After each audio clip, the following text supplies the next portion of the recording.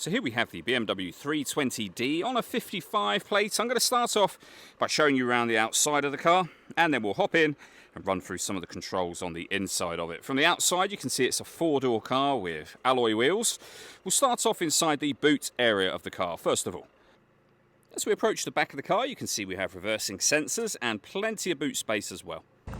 Okay, so we're just going to work our way back around to the front of the car, and then we'll hop in and run through some controls on the inside of it from there.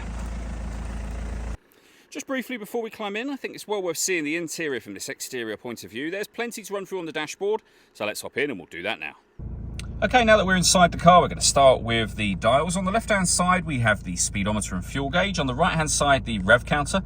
And in the centre, the main trip computer, which includes the total miles for this car. They are only 49,823, so very low mileage for the car's age. It'll also show you what gear this car is in that section. It's an automatic, so we are in park at the moment. If we back out to the steering wheel, we have our stereo controls. We have cruise control on the stalk just underneath to the left there. And then over into the centre, the main stereo unit itself, where you can access your AM/FM radio, your CD player and auxiliary input.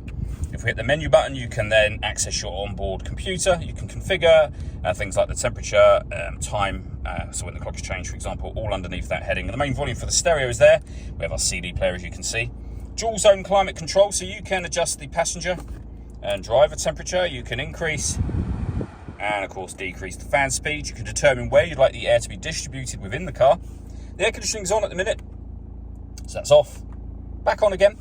You can hit auto. In doing so, the car will now take full control of direction of the air and the fan speed to maintain those temperatures. Any manual adjustment will override that straight away and allow you to put it back on your own setting. We have a 12-volt charging socket here and a cigarette lighter, of course, and then the gear lever for the fully automatic gearbox. All that leaves me to say is thank you for taking the time to watch this video. If you'd like to come and see the car for yourself and have a test drive, please feel free to give us a call here at Surrey Specialist Cars. We'd love to hear from you soon.